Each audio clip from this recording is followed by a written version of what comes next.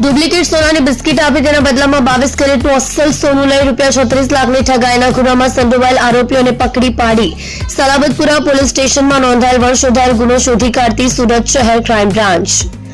દિવાળી તહેવાર અનુસંધાને સુરત શહેર વિસ્તારમાં અનિચ્છનીય બનાવ ન બને તે હેતુથી ચોરીના બનતા બનાવો અટકાવવા માટે અને મિલકત સંબંધિત વંશોદ્ધાર ગુનાઓ શોધી કાઢવા નાયબ પોલીસ કમિશનર ક્રાઇમ સુરત નાઓએ ક્રાઇમ બ્રાન્ચને જરૂરી સૂચના આપી હોય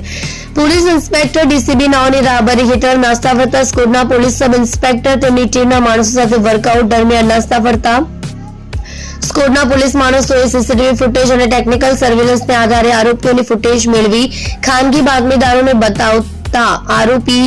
હરીશ મોરડિયા નામનો ઇસમ હોવાનું જણાઈ આવ્યું હતું, જેને આધારે લસકાણા ખાતેથી આરોપી હરેશભાઈ ઉર્ફે હરી પોપટભાઈ મોરડિયા ઉંમર 42 ધંધો હીરા ઘસવાની મજૂરી રહેવાસી ઘર નંબર 109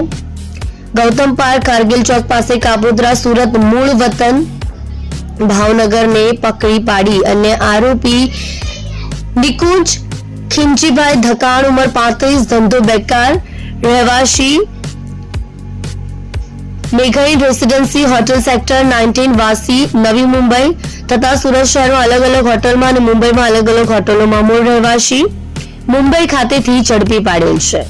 સદર ગુનો શોધી કાઢવા માટે ગુનાવાળી જગ્યા અને આજુબાજુના સીસીટીવી ફૂટેજ ચેક કરી ફૂટેજને આધારે બાતમીદારો થકી માહિતી મેળવતા ચોરી કરનાર ઇસમ વિશે માહિતી મેળવી આરોપી નંબર 1 ને સુરત ખાતેથી અને આરોપી નંબર 2 ને મુંબઈ ખાતેથી પકડી પાડવામાં આવ્યો।